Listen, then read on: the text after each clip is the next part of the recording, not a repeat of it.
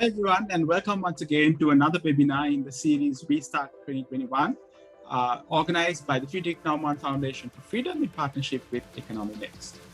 In this series, we're looking at how we can empower and equip our business leaders to conquer the post-COVID situation and bring about prosperity to their different industries and the country itself. I'm delighted to be joined by Ranil Vitarana, the Chief Innovation Officer of MAS Holdings. Hi Ranil, welcome.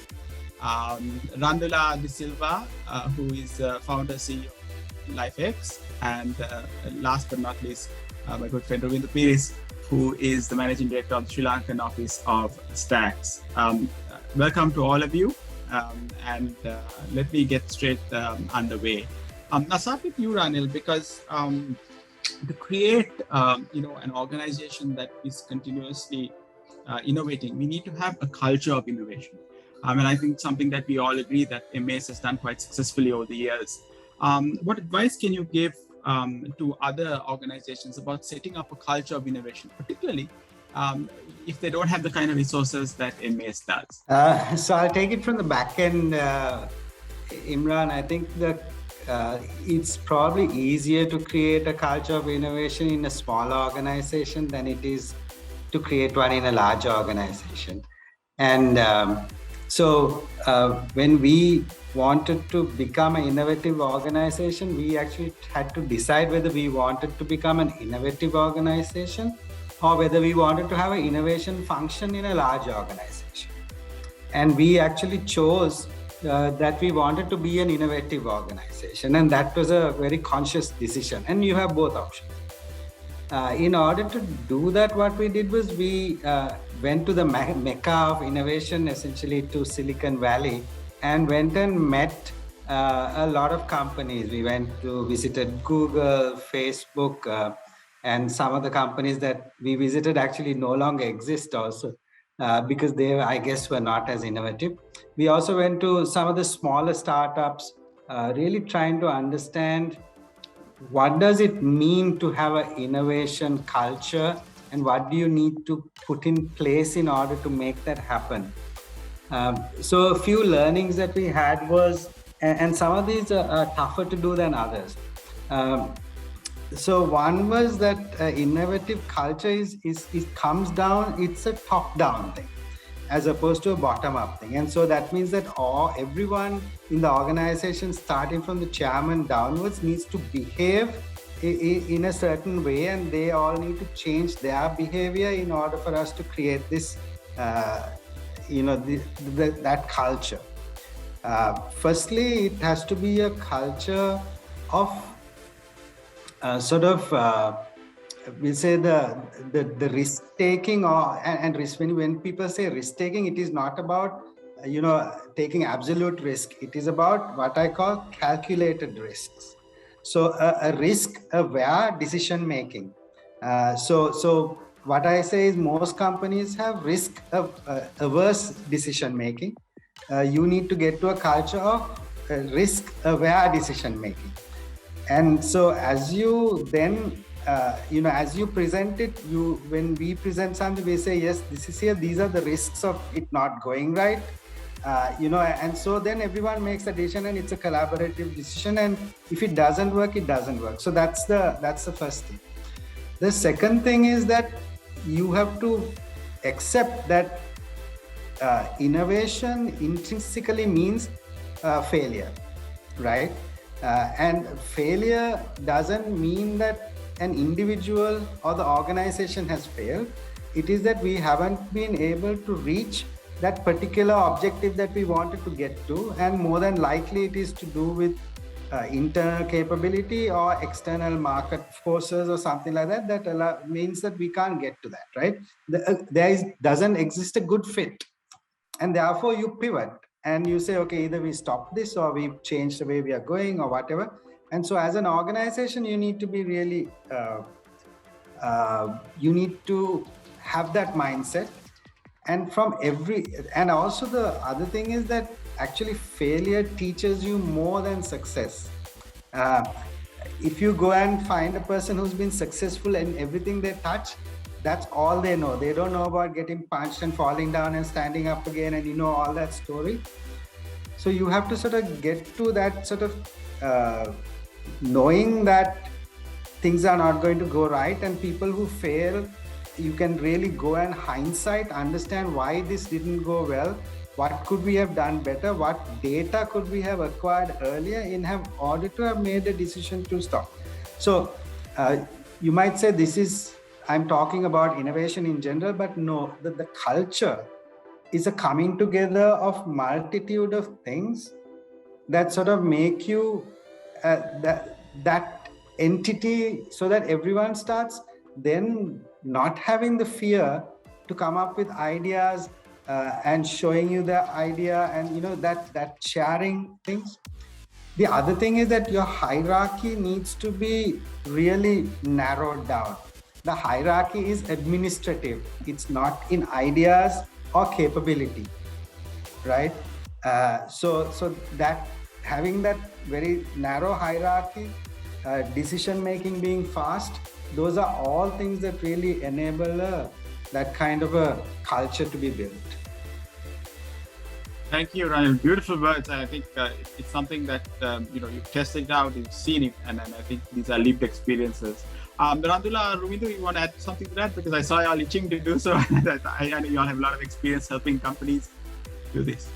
No, I mean, absolutely. I think it's amazing, and a lot of respect for what Ranil, you and the team have done at MS has been a beacon of hope for the country at large in terms of really setting the stage for that. And just one thing that I think resonated really well to me was this notion of, I think the only certainty is failure, right? If you start looking at the world that way, then the problem becomes about how fast and how cheap you fail, right? And I think that mindset, and to your point, Ranil, I think getting the leadership at the topmost level, embracing that concept and then making it okay, saying, yeah, we're going to fail, and it depends on what you mean by failure, right? I think, and if you make it cheap and fast, well, then we can absorb a lot of failure, because guess what? We're pivoting, we're moving around. So a very, very important concept, I think, and you guys seem to have really got that right.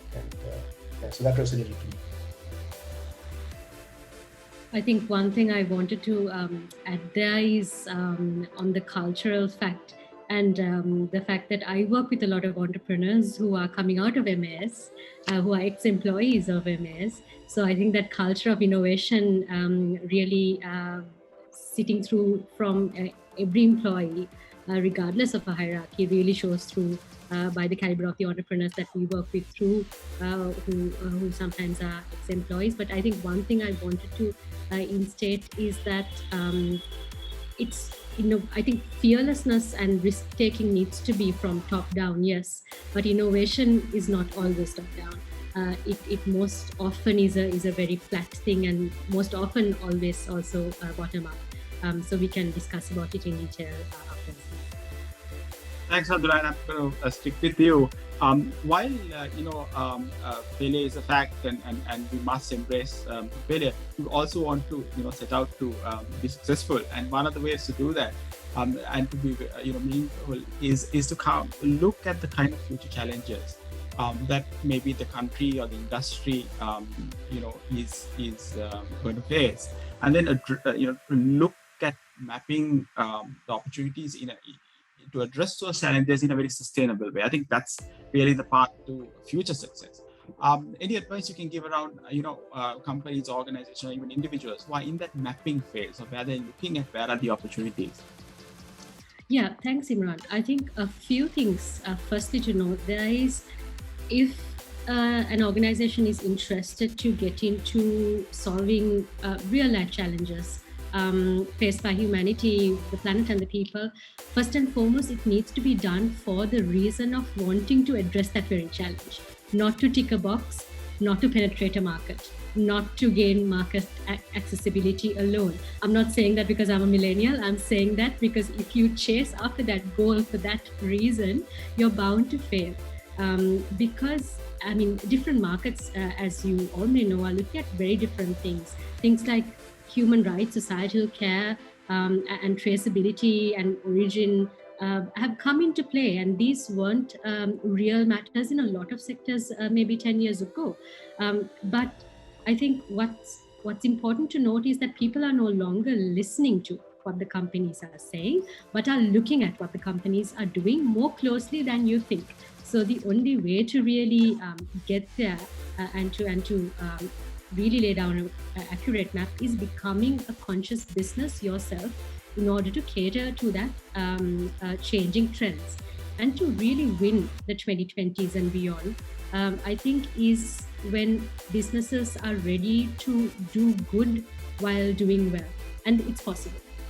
So firstly, it's important to evaluate your core, look at who you are and what you're doing and why you're doing it, the purpose, right? And this is beyond assessing your company's sustainability or any matrices that you may look at, or even doing a CSR activity on the side. It's no longer any of that, but it is embedding societal impact into corporate strategy itself. It is the net positive impact that you will create as a company rather than treating it as an add-on or ticking a box. So once you have identified why you're doing all of this, then you can go into assessing your business models and matrices accordingly. So it's very important, I think, for each and every company now, regardless of what sector you're in, to lay out your entire supply chains, product life cycles, business ecosystems, identify any potential issues that you can really directly address by getting involved. And seriously doing so because you care, because the people who work for you will know whether you care. Customers that you work with will know whether you care or not. And information loops right now in the world are so massive. Advertising can't save you. Flashy banners on your website cannot get you too far.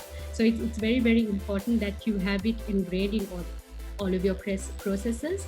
And if businesses really don't play a role in addressing larger social challenges, I think they are undermining the systems in which they operate, and therefore it will be very difficult to play the long game in a harder way. Thank you, Randhula. Ranil, Ruwindhu, any advice around mapping the opportunities out there? Our industry is probably one of the ones that moves the fastest, and you see a lot of change in terms of what is fashionable, what is woke, and that sort of movement happening. So it's also incumbent upon us not only to be really in line with what is it today, but also what it might end up being tomorrow or day after. And one of the things that we've been lucky with is that we've always had a really high percentage of youth in our organization, and possibly even coming through our leadership ladder in a sort of accelerated manner. So that allows us to constantly stay relevant, understand what it is, and then these individuals also force us. And you will find my team, really, what shall I say, throwing a lot of hate on me if I start, saying the wrong thing, or something that's no longer acceptable. And I think that's really good, because we are, as a society, sort of helping each other to change and change that way. And I really do agree with Randhula. If you're starting a business, if you're an entrepreneur, don't always be genuine, right? Even if you have a really right-wing stand, you'll probably still have people who align with you and will value what you're doing. You don't always have to be the most woke person, but you have to be genuine.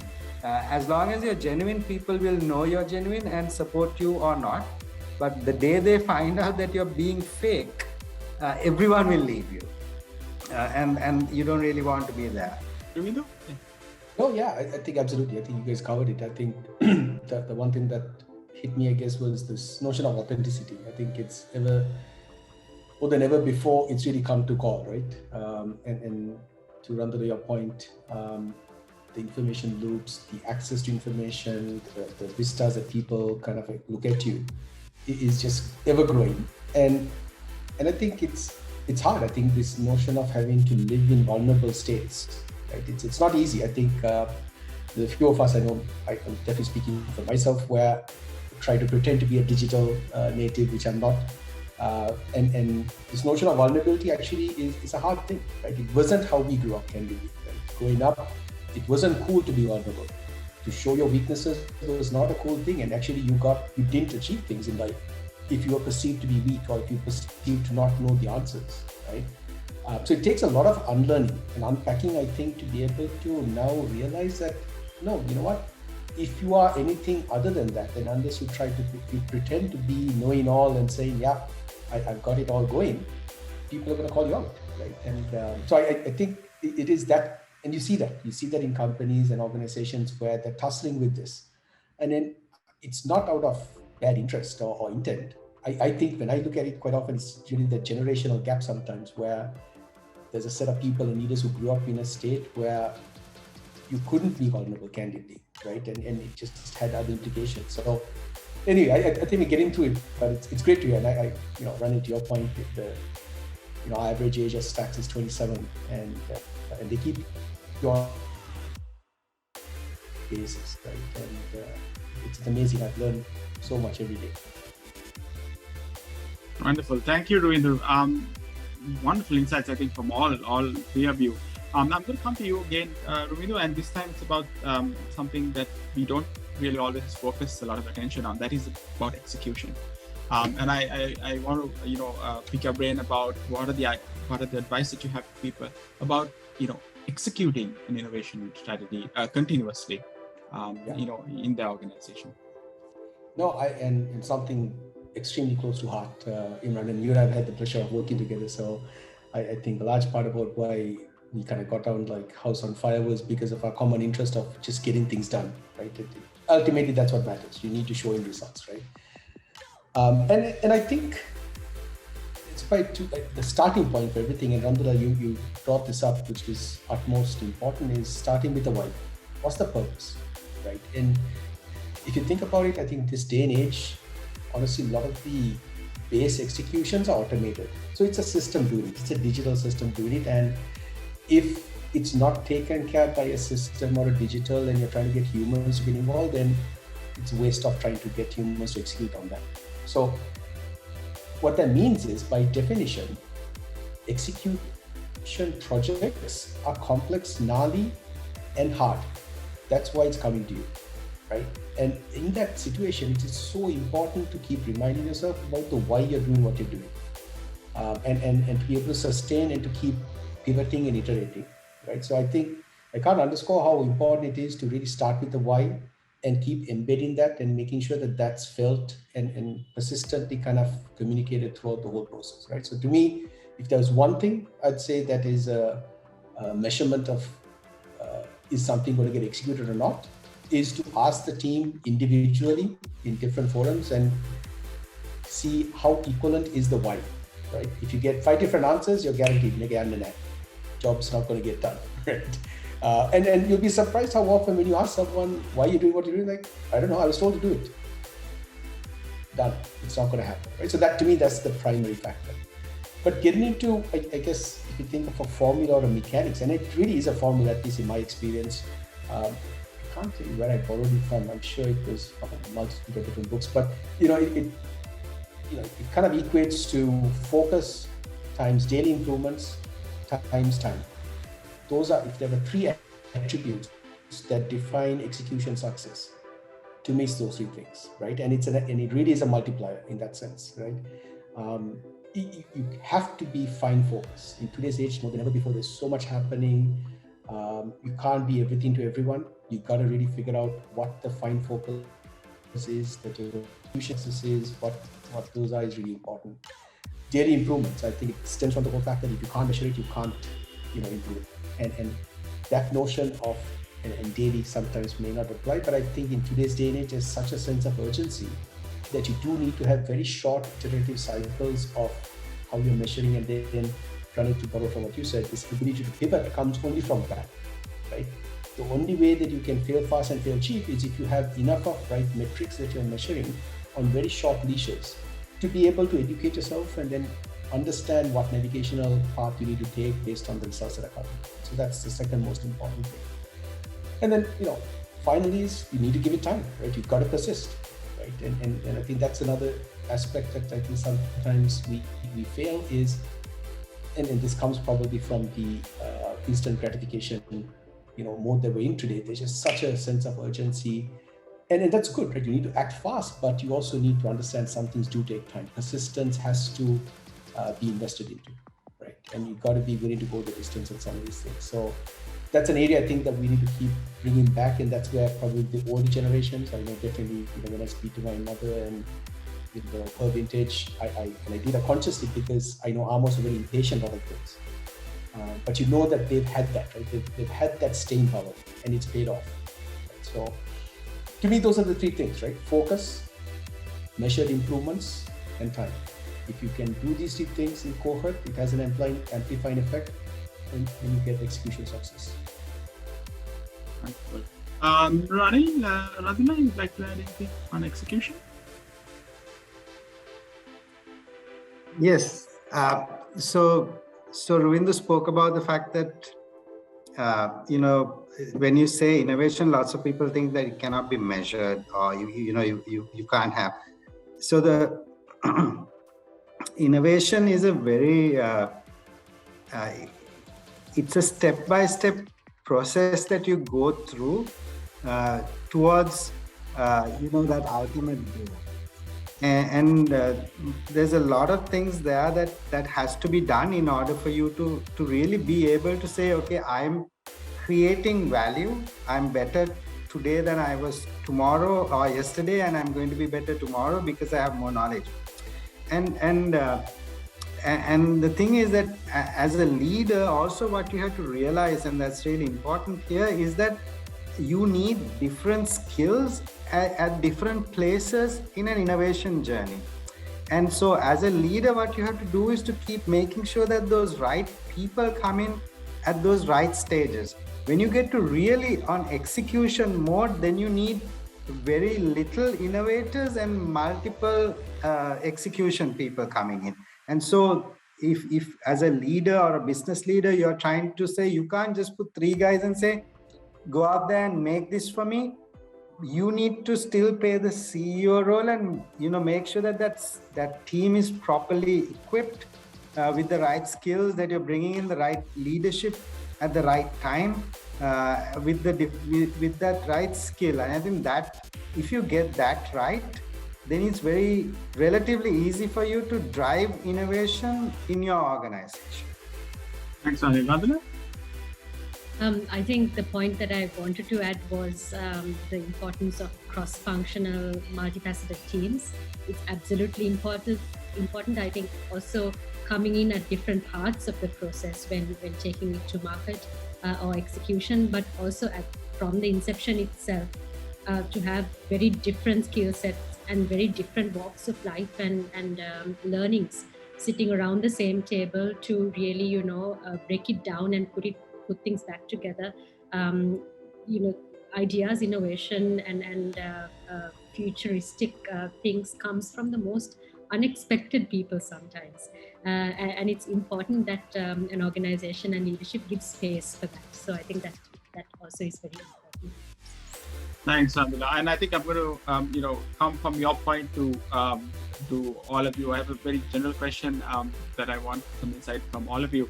Look, innovation also requires, actionable and also differentiated insights, right? The kind that really excites customers and brings new markets in, and also brings in new categories that you never have thought of before. How do the companies that you all have worked for and work with develop these? Do they purchase them? Do they, get ongoing data? Do they collaborate? How do they get these insights? Anyone can go first. Yes. I'll take a stab at it first. I think I work with entrepreneurs who are mostly innovating in traditional sectors, and what has worked for most of them, I think, is to directly go to the customer to test it out before it's even ready to hit the market. So thereby really cutting down that, the failure lifespan to be very, very short. And I think people who've really been ready to do that, be it a startup or be it an SME, startups obviously do it much faster, but they tend to be more and more successful when they actually hit the market, because it's the customers themselves who are telling them what's wrong with it and what's not. So direct to consumer, I think, is key.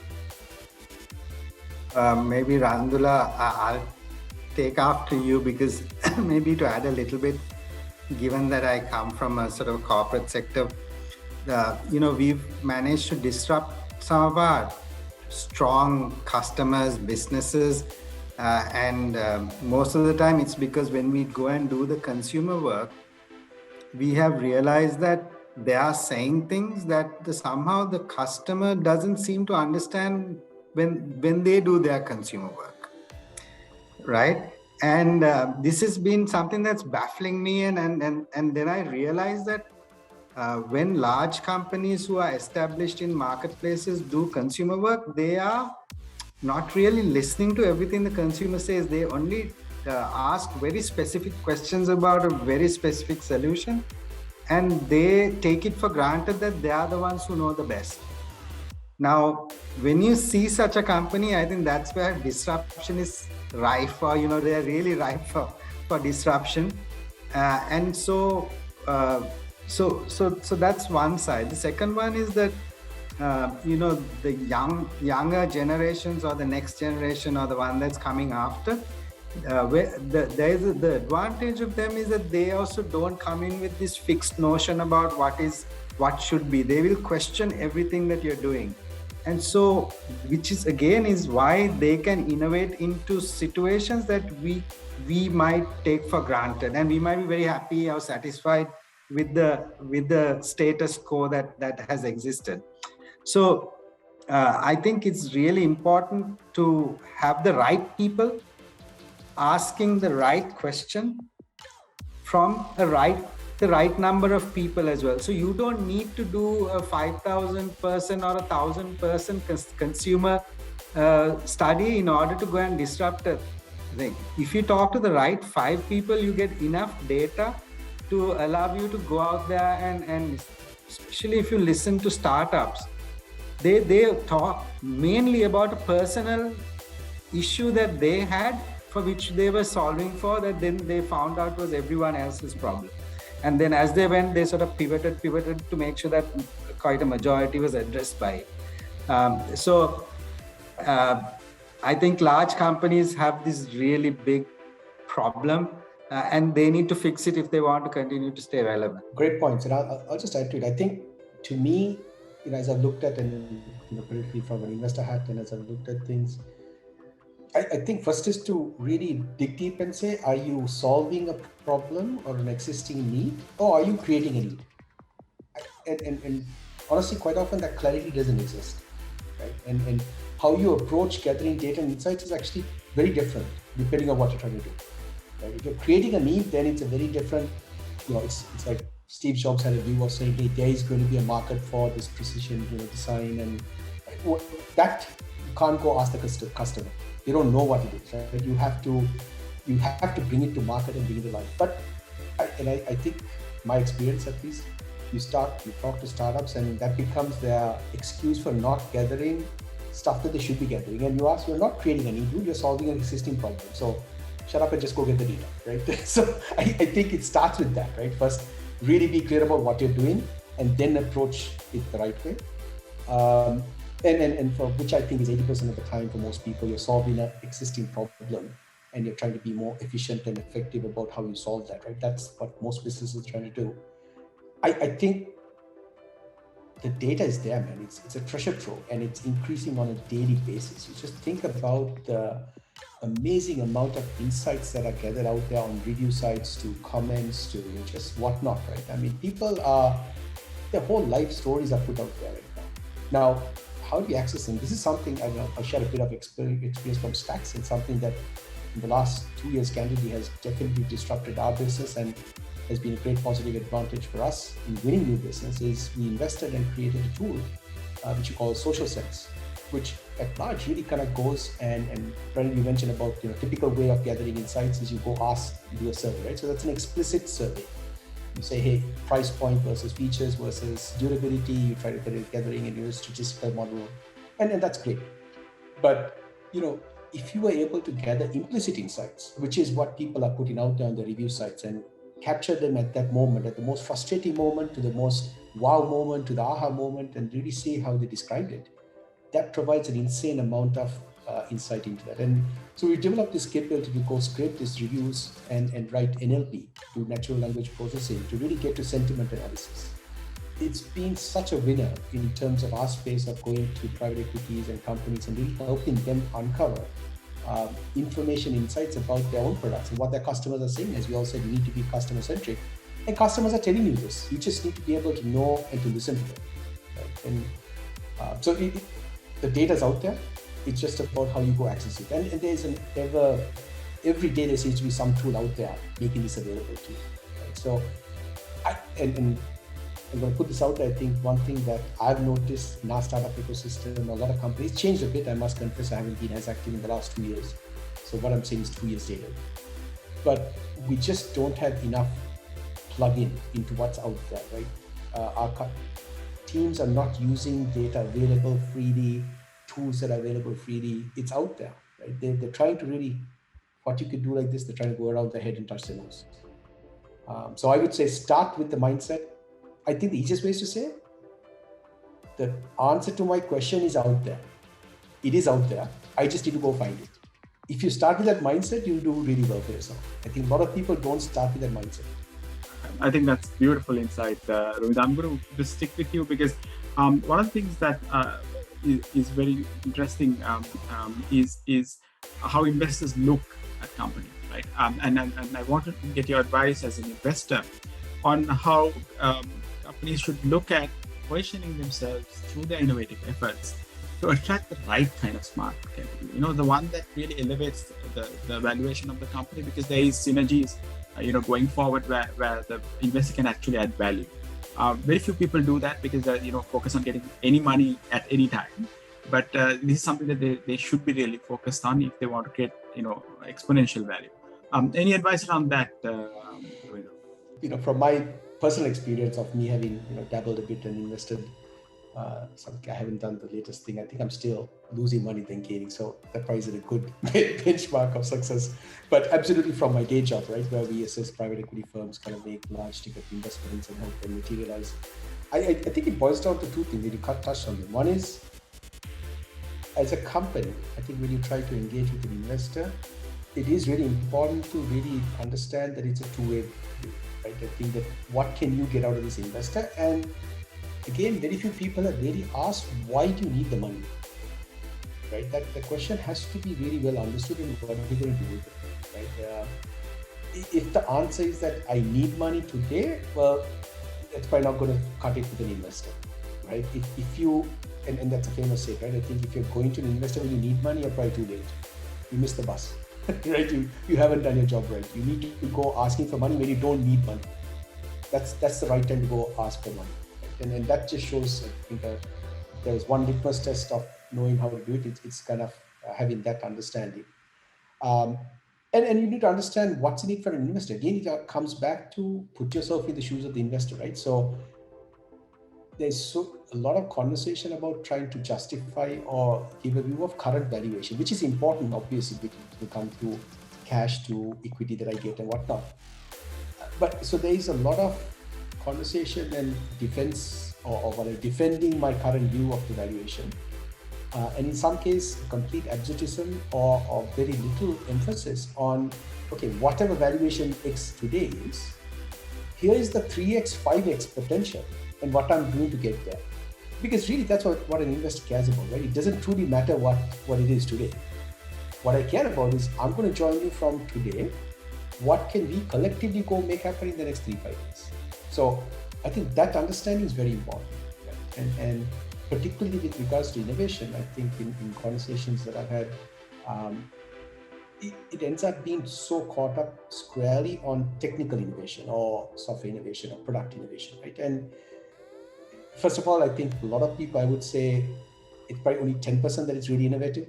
It really isn't. I think you think it's innovative, but it doesn't mean it's innovative, right? And it stems from the fact that people haven't gone and seen that there is a competing product that's 10 times better than you already existing, and they think they're solving the worst problem. I mean, that's 10 times, 8 times out of 10, candidly, right? So I think you have to again start with the view that there is someone better than me doing this better than I am already. Go find them. Now figure out what can I do different in my context. And that's okay. There could be other people, but your circumstances, context is different. So it starts with that, and I think then be able to have the conversation about not technical innovation, but business innovation. I think we don't have enough conversations around model innovation, business innovation, access to market innovation. Those are really where the game changers are, right? Because there is a bunch of people doing some very innovative stuff that you just need to piece the puzzle together. You don't have to be the owner and the creator of all innovations, particularly from a technology perspective. There is amazing value in cobbling up or patching together 4 different innovations that are used in different contexts, and putting that and bringing it together for your need is tremendously successful and can be really valuable. So I'll stop there, but I think that the conversation is getting changed from I created the best algorithm or the best software product or the best HCM product. Oh my God, the number of times I've heard that to really. So that's my view. Thanks, Ruwindhu. Ranil, I think MS also invests in quite a few organizations, and how do you look at that in terms of partnership? So very similar to what Ruwindhu was talking about. Even our internal innovation that we have, we look at it from a valuation perspective and how that, how you're creating value. And I'll take a good example of, maybe to give what, Ruwindhu was talking about, elaborate on that. So recently, I think Facebook Ray-Bans, launched that glass. And if you watch that video, I wanted to, buy a pair at the end of it, right? And it was no different to what Google Glass was in terms of the technology. However, the whole way that they brought it together, again, everyone doesn't wear glasses, but everyone wears dark glasses or Ray-Bans, right? So you sort of bring, suddenly you make everyone come into that picture. They have a light where, it's lighting when you're recording. So everyone has that fear is taken away out of it, that things are happening. Then who actually spoke about it? Mark Zuckerberg spoke about the product, and, it was so that whole same technology packaged and solved for in a very, very different manner suddenly became so much more exciting. Google Glass, no one wanted to buy it, right? It was this creepy thing. It was portrayed as intrusive and creepy and, all that. And this other product came as much more fun and, so not every invention is an innovation. And innovation primarily is successful. The most successful innovation is about a business model change. And so in a business model change, you measure value not by bottom line, but by value creation. And so that's the way that, as we look at startups, we try to understand what is that vision they have of how they want to do it. That's one. The second one is the most important thing about startup. It could be the best idea in the world, is to do with the founders, right? How do the founders get it? Do they really know what is valuable in their organization, and are they trying to protect the wrong thing, right? Are they also big enough to understand that they don't know everything and that we might have to bring in other people even above them in order to grow that and accelerate that company? So if you don't have the right founders, there's really very little point in investing in a company. Randhula, you've been on the other side, advising startups on attracting the right kind of people. What advice do you have for? I think Ruwindhu and Ranil both really nicely laid it all out together. But I think one thing that I would rephrase that what Ruwindhu mentioned is go out there, find out who else is doing it, and not figure out how to do it differently, but perhaps figure out what you can do together. Because I think all these examples that you took out with Ray-Ban, Facebook, and all of the innovative collaborations that we've seen taking the world with a storm are people coming together with solutions. So there's nothing much that we can do alone in order to really make a big breakthrough. It needs to be done together. And that's why I think what the founders are looking at is important, what the founders are willing to compromise is important, who the founders are important, the mindset, all of this comes to play because it boils down to the fact of how far are you willing to go to make things work, not just to be ahead of the race, but perhaps to form a bigger circle and admit that it's not splitting the pie, but growing the pie. So I think that's what the founders, the younger founders need to do. Randhula, I'm going to stick with you. One of the things that we think about when we think of innovation is that it's tech innovation.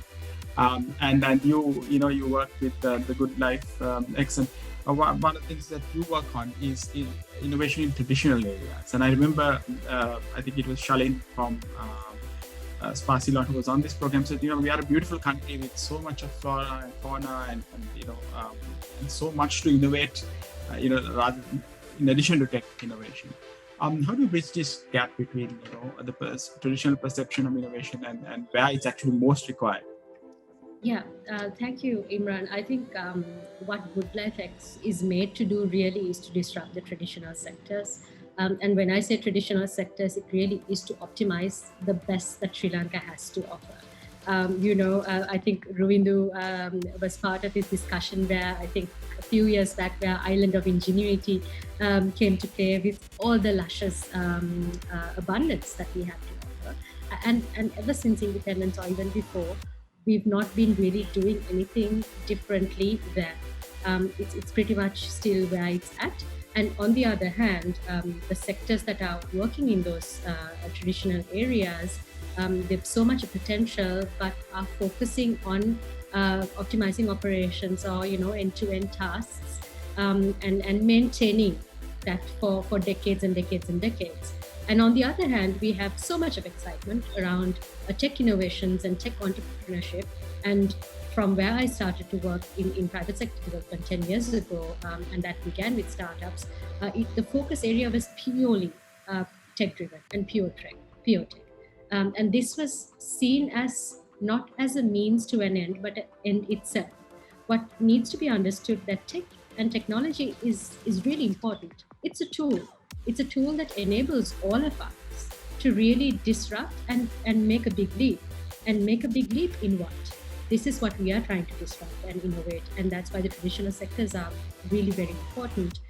All of that Sri Lanka has to offer in the natural value chains, be it agriculture, be it wellness, be it our heritage sectors. All of this can benefit so much with digitalization and technology, and that's what we are really trying to bridge. And there also, I think, what's most important really is the mindset of the traditional sectors. Now, we worked with companies from the tourism sector to agriculture sector to food innovators in the traditional sectors. And most of them who really took a big leap are people who were open-minded to really unlearn and embrace change in a very, very fast pace. And those people really skyrocketed their growth through the pandemic. On the other hand, same industries, be it the most wanted things in the world, like virgin coconut oil or something like that, if they were not willing to really embrace the new age technologies, to embrace traceability or to really embrace being present digitally even, they really went down the ladder so much, even though the demand globally increased. So it's really essential to embrace technology in the current day and time. But on the other hand, tech innovators, tech entrepreneurs need to understand that building the next best AI or building the next best IoT device is not going to do much unless it's going to solve a real world problem in these sectors that's got so much of potential. So I think two different universes working in silos needs to come out to the lobby and speak to each other. And for that, I think we need facilitators. This is something that we try to do, who can really translate between these two languages and build trust in order to kind of undemonize technology and undemonize the traditional sectors in each other's eyes, and to really kind of harness collaborative opportunities. So the ball is in the court of entrepreneurs on both sides or innovators on both sides, traditional sectors as well as pathbreakers in the new digital economy, to come together and disrupt and start working together to maximize the potential our country has in its resources. Ruwindhu, I think you're very passionate in this area as well. Something to add, and Ranil as well? No, yeah, spot on. I think what Randhula and the team are doing is fantastic, and candidly, our experience through a platform that Stacks is powering Sri Lanka at 100. Similar experience, right? I think it's at the end of the day, from a Sri Lanka context, I think we just have so much ahead of us, and part of it, I think, is tied into the fact that it could be the island mentality, it could be the fact that we went through 30 years of war and that kind of numbed our ability to dream. And it didn't make sense. I mean, actually, if you go back to that time, a lot of respect. I mean, despite all that happened, you could argue even compared to what we're going through right now, it was far worse. Right? I mean, 22% interest rate to whatnot, I mean, it was just insane. But the country grew, right? We had and that required just steadfastness and not dreaming, but just holding on to real life and getting stuff done, which the stalwarts and the seniors ahead of us did that. Right? My parents' generation did that. That's amazing, and I'm so thankful for that. But I think we're still holding on to some of that, right? And I think that's what we need to unshackle and really kind of bring together, right? And the new age is not going to be based on that. You have to be able to go out of your comfort zones and disrupt and make stuff happen. I love what Randhula mentioned about that. Absolutely, I think it's ecosystem power. Right? It's about, you don't have to compete on everything. There is coexistence. There's a lot of opportunities to really kind of 1 + 1 becomes 3 kind of situations, right? And really kind of go look for those. So yeah, great stuff. Ranil, anything to add on that? So something that really resonated for me about what Randhula said was around the fact that people always equate innovation to this tech, and it's the tech body that seems to, especially in Sri Lanka, that seems to be in this innovation space. I think the money is in 2 areas. One is democratization, and the other one is around experiences. So if you can improve someone's experience, again, and this is where I think the softer skills or the softer sciences of this world really do matter. Unfortunately, in Sri Lanka, there's sort of a demonization around the clever people are the ones who are doing engineering and science, and the other people, everyone else is doing something else, right?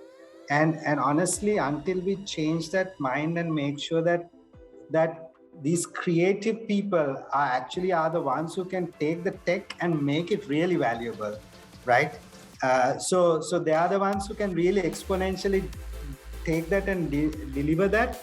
I think until we get to that and understand that we are primarily in a service-led economy, and that's what happens in that economy, we won't be able to, really become innovative in the way that we want to. We talk about our historical sites, right? We don't talk about who, we don't say it's because it's an engineering marvel, but it was a beautiful piece of work that looked pretty as well. It's somewhere people wanted to be, somewhere that, inspired you. And that's the reason you went. It's not just because of its size or something like that. So I think we need to make sure that we get that we spin that equation around, and so everyone from school onwards, universities, people who are hiring people like us, how we hire them, retain them, measure them, reward them. We have to change all that, and they have to be a big part of us if we want to really create that kind of innovation. Right. Ranil, I just want to stick with you, to just add on to that point. One of the things that leads to successful innovation in other parts of the world is where you co-innovate, right? You're not in a silo. You co-innovate with, those who are your competitors, your customers for sure, and even, sometimes your suppliers as well. But I don't see that happening much in terms of Sri Lankan companies as well. I'm sure you have an idea why that is and how you can break out of that. So again, I think it's an attitude, right? So every company looks upon their supply base as someone who profits from them.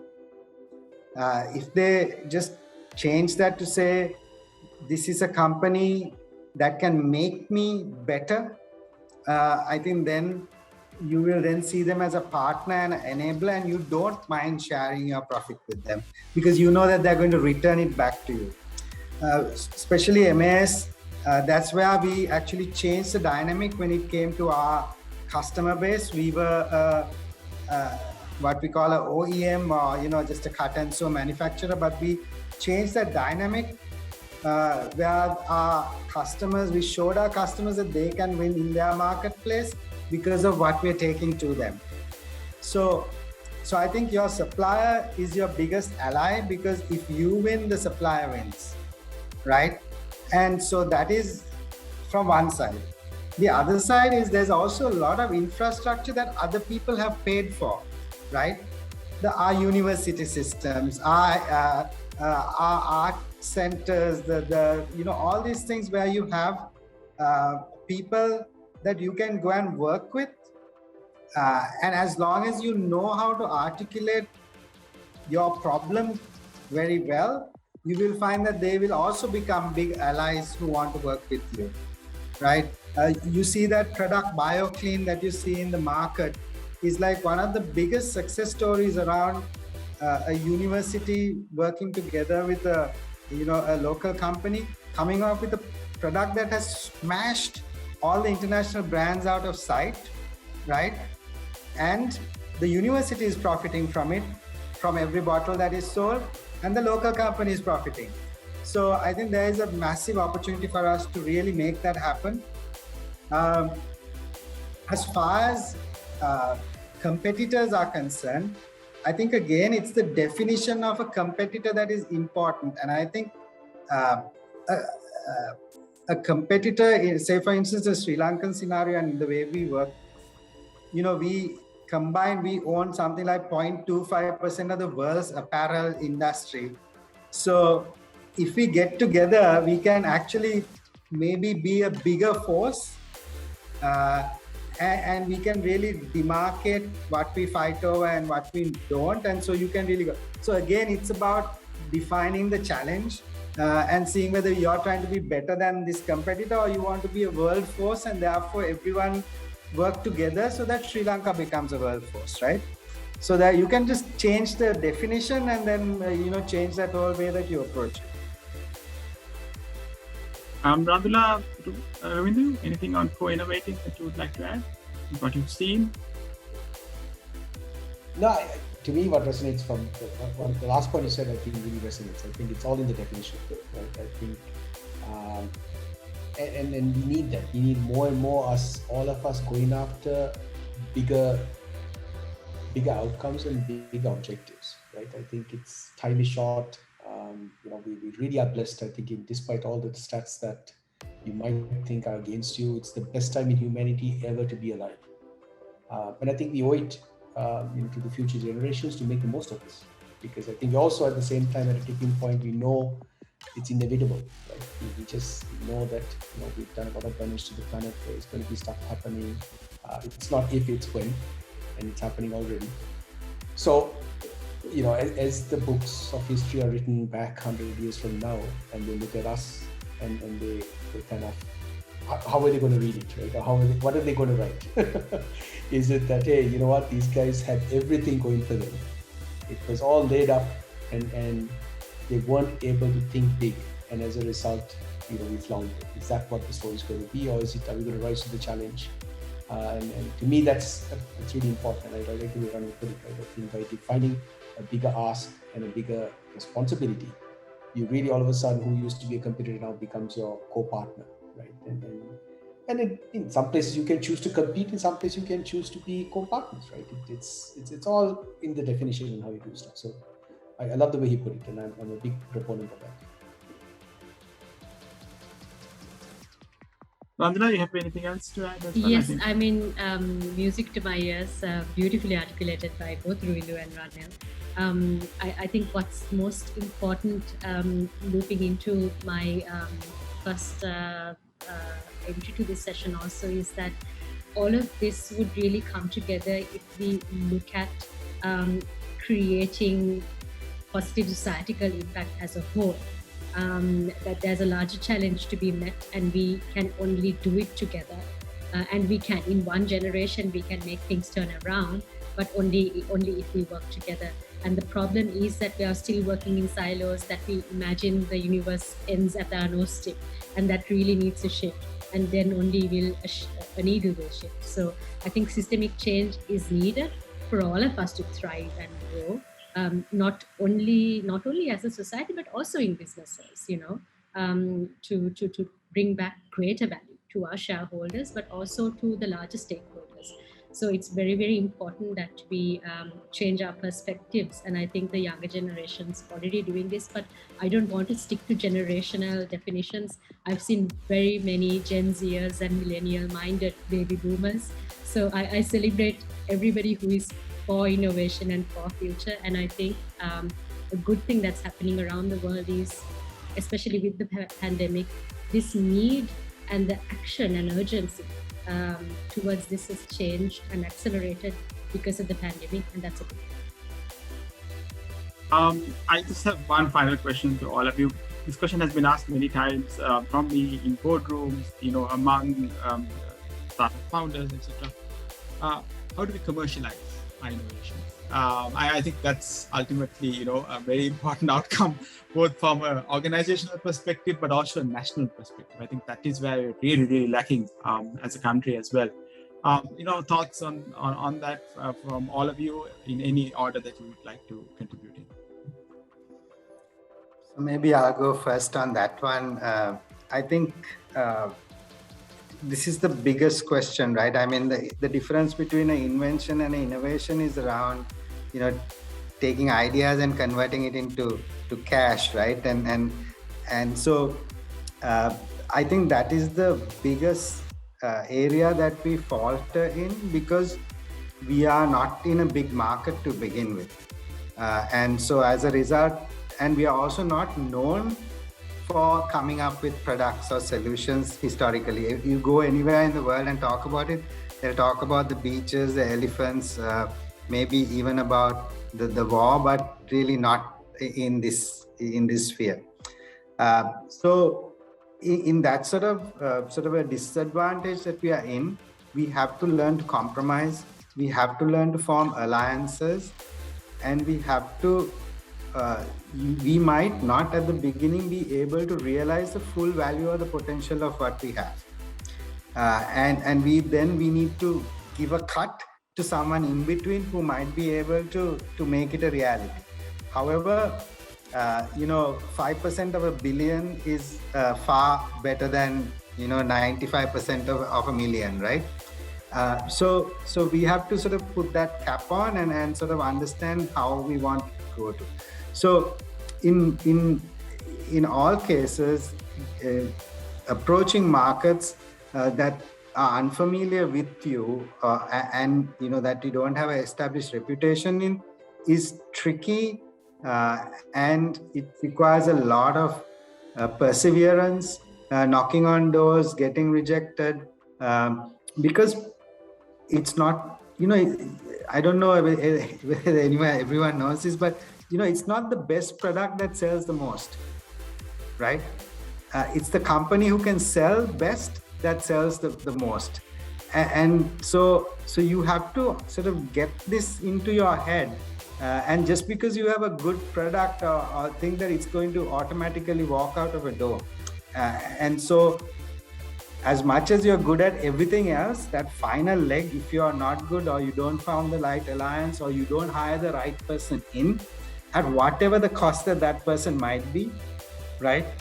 You might not be able to go to market. And I think it's the most important step. And that's the step that is most alien to Sri Lanka.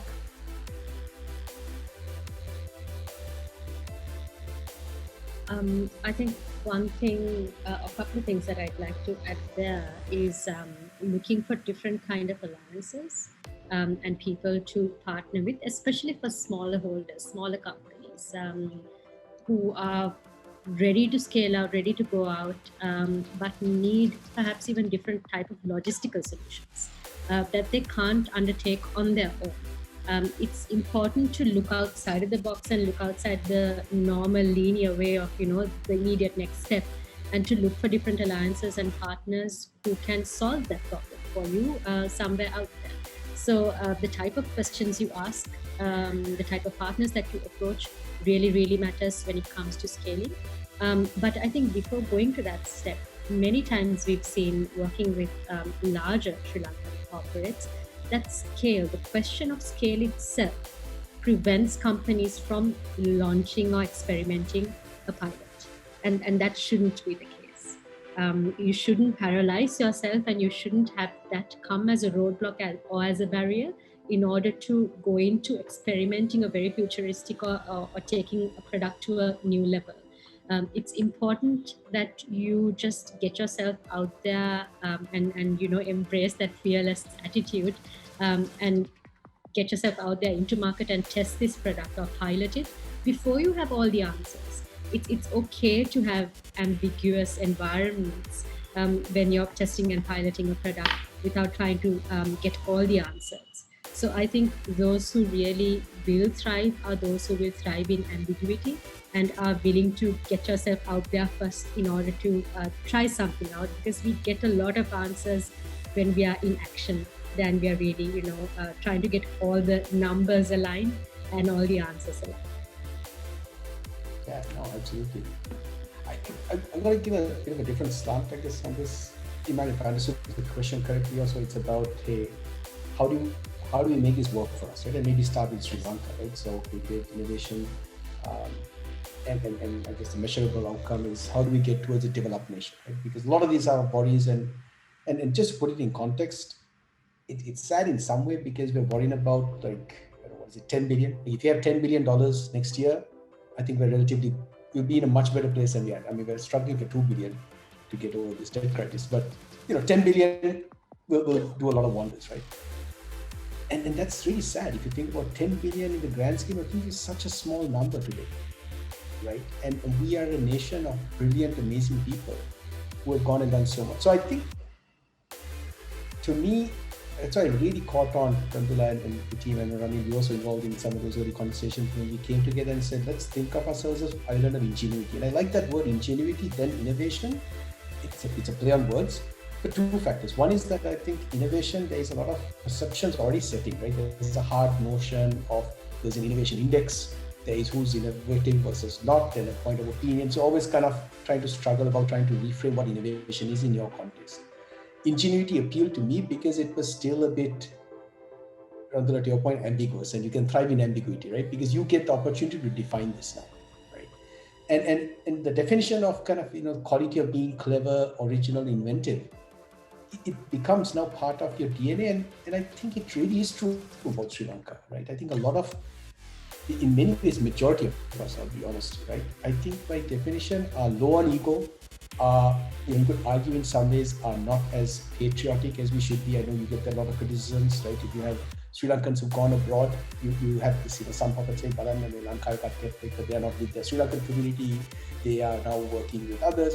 But that's the natural tendency, right? I know I had experience that even at Virtu's early days, we'd have a kid go to New York and within 3 months was speaking more than a Yankee, and had his pants halfway down and was emulating to be a New Yorker. Now, I think that's in our DNA. Our ability to be a comedian and to take on form of where we are is in our just who we are. And we should embrace that. And I think because that, to everything that all of us spoke up to now, is the future. It's not about protectionism. And I know despite, I'm sure you'll say, hey, why are you talking about the world's going the other way? Those are just point in time stuff. We know it's going to get off, right? I mean, that's not the answer. The answer is, you have to think as one planet. We need to start thinking about solar systems, hopefully in the next 20 years, 30 years, as all this SpaceX stuff happens. It is in the collectivism, right? And I think Sri Lankans are well poised to be playing a fundamental instrumental role in bringing that together. on two factors. Because I think by and large we are low on ego, and we are born hospitable. We like to please. And those two things as a soft skill, I think, are fundamental in this innovation journey, in this disruption journey. And I think humanity at large, one thing that hit me the most was this notion of, from Peter Diamandis and the team, right, about scarcity being false. In reality, there's abundance. The problem up to now has been we didn't have the technology to be able to access that abundance. That has stuck with me from the day one that I heard that, which seems like about 6 years ago, right? And that to me is really the true calling of all humans. Every business, every person is solving an access problem. And because what a crime, right? We have abundance, we just haven't figured out how to access it. And the way to do that is collective ability. And I know it sounds a bit preachy, but I think Sri Lanka is well poised to be playing a very instrumental role in doing that. So that's my view of, I think, how we commercialize this. It's beyond just an industry, it's beyond whatever, it's really taking on a much higher purpose and leading the way of how to be a new way of thinking. Oh, what a positive note to end a really amazing conversation. Ranil, Randhula, and Ruwindhu, thank you so much for your time.